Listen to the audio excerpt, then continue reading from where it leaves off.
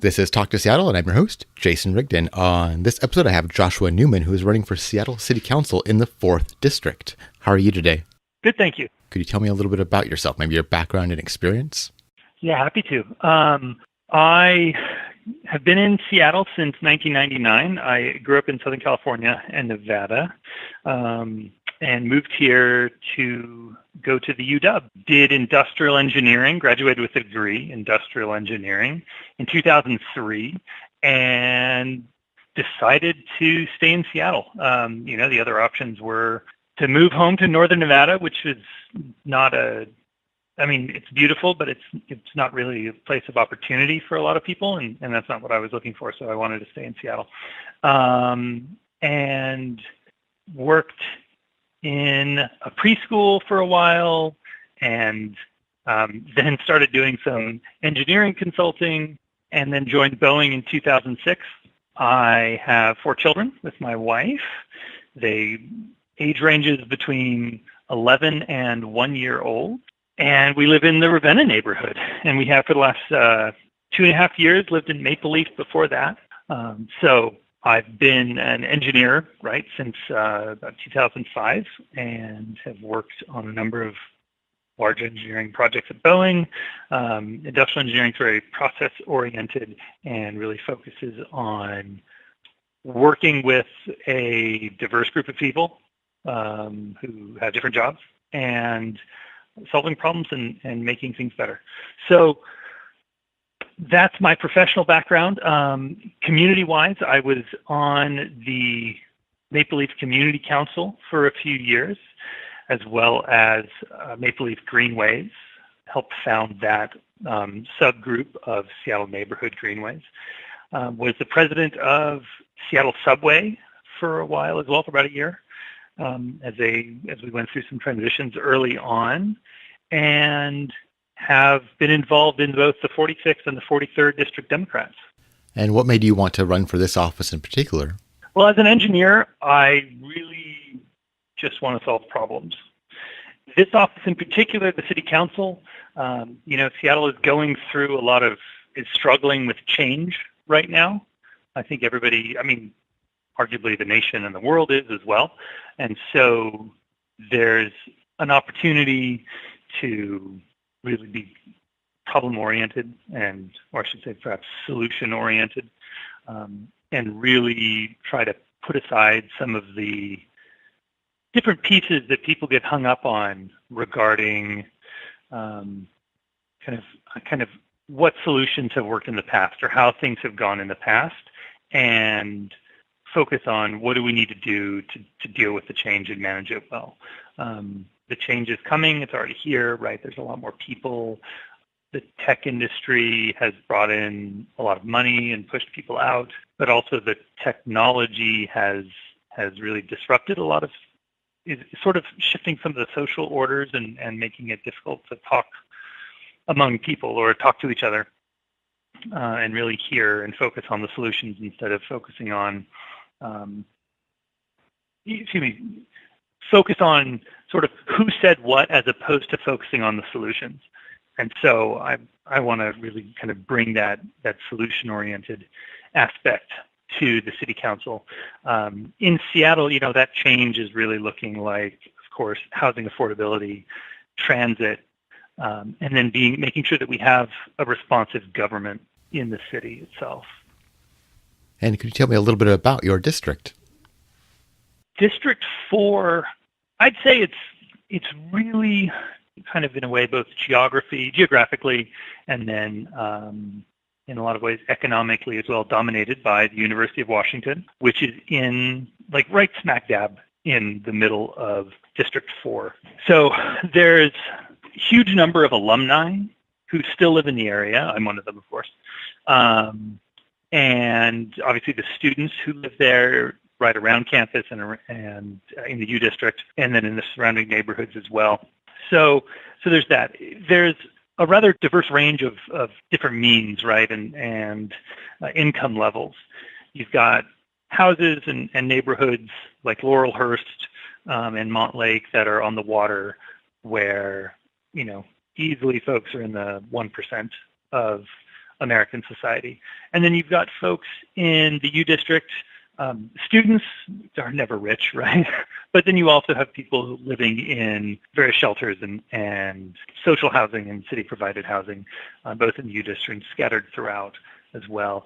East Lake is relatively dense, but it's kind of this like tucked-in neighborhood between Lake Union and I-5, but it's all multifamily, it's all apartment buildings. And then you have places like Wallingford that have pockets of density and are surrounded by a sea of old houses, or places like View Ridge, where my in-laws live, that has very little density, virtually no density, and virtually no commercial activity. It's just single-family houses. So there's a broad range, and one of the most exciting things that's going to happen in the next 4-year term of City Council is that Sound Transit is going to be opening 2 stations in the U District and in the Roosevelt neighborhood. And that's going to dramatically change the traffic patterns, both for buses and for how people commute to and from their jobs. What would you say are the biggest challenges facing your district? Specifically to District 4, it's housing affordability. Well, I mean, that's true for the city as well, but housing affordability and transit. When my wife and I were looking to buy a larger home in 2015 and 2016, it took us a year of looking, and we made 8. It took us 8 offers, which is more than the average at the time I heard was 7. So wasn't terrible, but it was also not easy to find a house. And we're very fortunate to be where we're at, both financially, but we had to get lucky in the sense of which house we were able to buy, and it was the stars aligned kind of thing, and so we were very fortunate in that sense. But because of that pressure here in great neighborhoods like Ravenna, like Wedgwood, like Wallingford, there's so much demand, so many people want to live here, it drives the prices up, and there's just not enough homes. There's not enough places for young families to get started.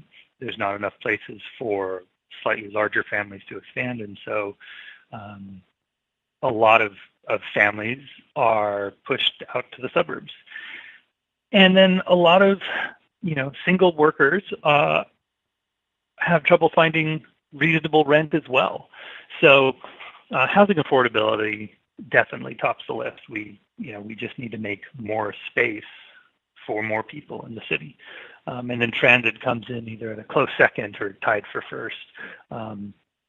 Because Seattle has for so long designed our cities around car use.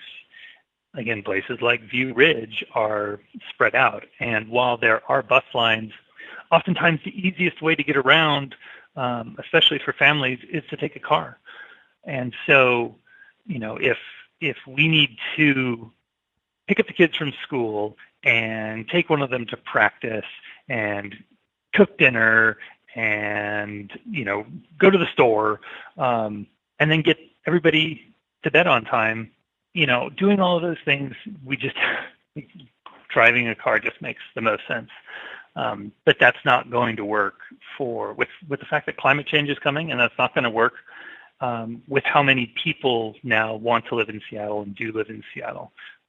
The roads are relatively narrow, and that's great for pedestrians, but we need to find more efficient ways to use the space that we have, and that's going to look like leveraging the light rail stations and leveraging our bus lines, and creating opportunities that make it easy for people to choose not to drive a car.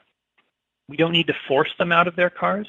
We just need to make the other options better than driving a car in traffic. And what are some of the biggest issues you see the city as a whole facing?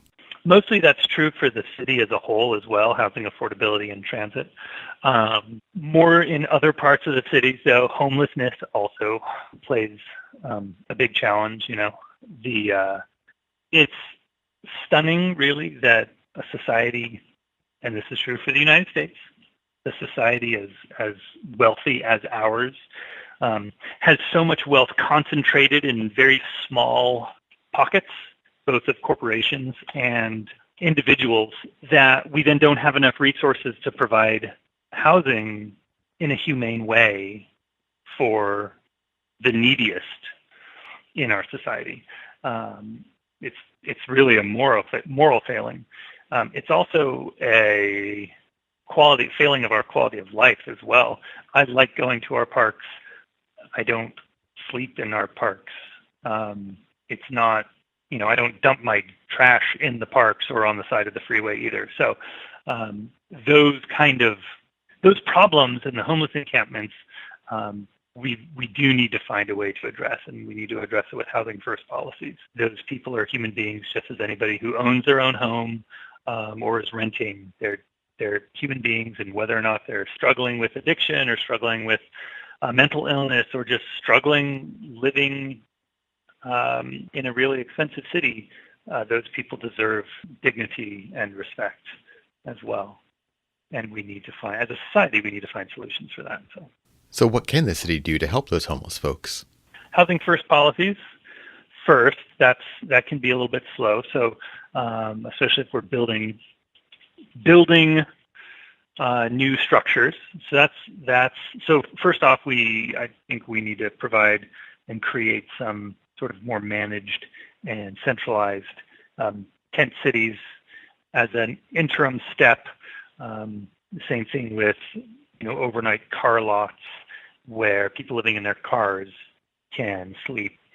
And most of this really, of course, should be coordinated with King County. One of the challenges over the last few years that's been identified elsewhere is that King County and the city of Seattle haven't really coordinated their efforts as much and as successfully as they need to be. So this is true in Seattle especially. It's also true to a lesser extent in the suburbs and smaller towns in King County, but we need to coordinate with King County. But so both the city and the county together jointly need to be addressing, interim steps with providing people more safety, and then long-term building more housing. Along with that, Seattle needs to enable the construction of additional homes in Seattle, right? And those homes may look different, and probably will look different than the homes that were built in Seattle in the past. So, we need to enable more condos and more perhaps smaller single-family homes if people really want single-family homes, and more units in the single-family home area, especially just allowing additional units on a single lot, right?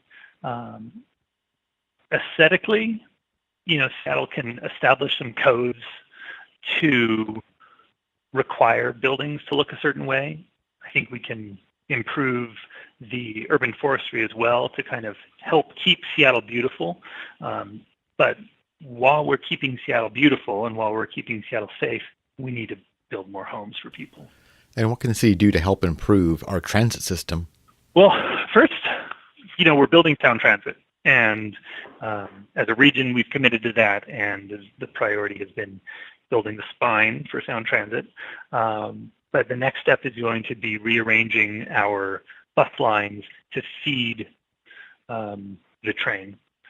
And so in District 4, it's going to look a lot more like very high frequency east-west routes and less one-seat rides from Wedgwood into downtown. They're going to feed the light rail stations, which will improve traffic and improve transit.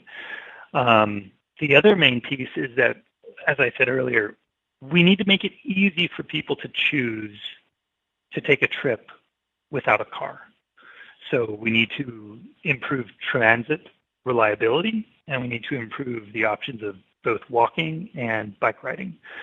So one of the big obstacles on that is on-street parking. As a driver, I love on-street parking and love that feeling when you pull up to your destination and you can just park your car right in front and walk in. And that that is a great feeling, and it like feels like freedom. But the fact is that I've now parked my car on the street, and then someone can't use that space for transit, for transportation, right? I'm blocking that space for them. There's a spot down on 25th Ave Northeast near the University Village where it's 2 lanes of traffic going north and 2 lanes going south, plus a turn lane at that point. And one of the lanes of traffic just north of the U Village, there's like 3 on-street parking spots. And, anytime other than rush hour, there's somebody parked there. And it just creates this bottleneck that everyone else has to suffer through. So you've got thousands of cars trying to go north. You've got kids in the back. You've got bus riders. You've got bike riders. And then 3 people get to park their cars and store them on the street and slow everybody else down, right? Like, it's great, good for them. I'm glad they got the princess parking, but they're screwing everybody else up, right? Like, it's just the roads are for moving and not storing stuff. So one of the key things is going to be accepting that on-street parking is too expensive to keep providing for the rest for free. Another big issue is housing affordability. What can the city do to help improve that issue? The main thing with housing affordability is that there are so many people that want to live here, and we just have not kept up building enough homes. I think Seattle has been folks in Seattle for a long time have been worried that the beautiful city that we live in is going to be ruined by new buildings and new development. And maybe there have also been concerns, deep down, unspoken. There have been some concerns that people won't like whoever's moving in, whether it's distrust of renters or fear of immigrants or just blatant American racism. People have intentionally zoned the city so that we can't and set limits on what types of homes and how many people can live in those homes. They set the limits on how many people can move in, and that kind of limit really pushes people out, keeps people out, and reinforces the dynamic of whoever was here first gets to stay here as long as they want. And so housing affordability-wise, we need to remove those limits and enable, developers to build more homes. And that will take a lot of pressure off of the housing market, right? The other piece, since, supply and demand and market economics is not going to be enough to address all of the problems.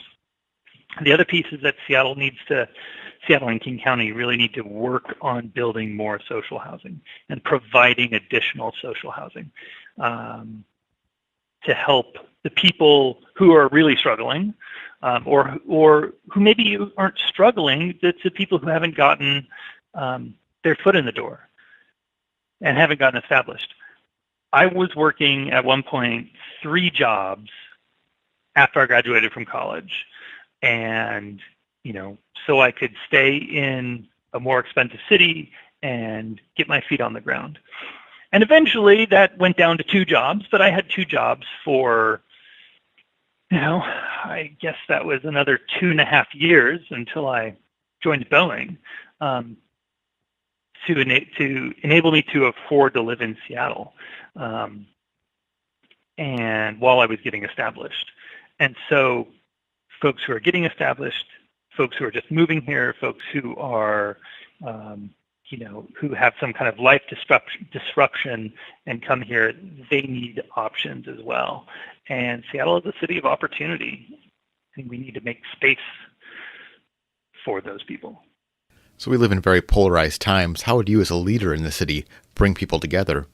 I have a lot of experience really listening deeply to people when they are talking about their problems, or their the issues that they're facing in the near term, and whether that's at work and we're talking to people who are struggling with a particular requirement that they, some process that they have to do, some work requirement that they have to complete, or in the neighborhoods and, with my neighbors and in more civic life, right? I listen very closely to what people are saying and try to understand kind of what the root cause is that they're really grappling with, and maybe not necessarily just the, kind of the individual problems, right? The symptoms of the problems. And that perspective helps me find where people are concerned about the same thing, right? They might be talking about it in slightly different terms, or they might be complaining about the homelessness when someone else is concerned about housing affordability. When the fact is, the root cause of those are tightly related and are the same, right? Housing around here is too expensive, and both Seattle and Washington State and the United States as a whole hasn't done enough over the last 40 years to help address that and help ensure that people have enough means and whatnot. So seeing the connections between the problems and listening very closely to what people are talking about, and then trying to understand where they're really coming from, right? I'm an engineer. I am always wondering and asking about the data. How good is the data? Where's the data coming from? And so by focusing on both the data and also the root cause of what folks are worried about, it enables me to have some deeper conversations. And I'm happy to listen to just about everyone. There's the occasional exception, right? There's various, gadflies around City Hall, or there are people sometimes want to troll and not talk seriously about a problem, or they're hiding the real reason why they don't want X, Y, or Z policy. But for the most part, happy to talk with people, and I know that their perspective on how our city is running is completely valid, even if I disagree with their desired solution for a particular problem. And are you accepting the democracy vouchers? I am, yes. I'm working to qualify for that program. Oh, fantastic. Yeah, it's a great program. And if people want to learn more about your campaign, where should they go? They should go to my website, which is votenewman.com. And I've got introductions there, page on my issues, and of course, the opportunity to donate and find out more. Fantastic. I'll make sure I have that link in the show notes. Thank you so much for coming on the show today. Thanks for having me. Enjoy the sunshine, and I hope we can talk again soon. You've been listening to Talk to Seattle, and I've been your host, Jason Rigdon. If you want to support the show, please go to talktoseattle.com/support. Thanks for listening.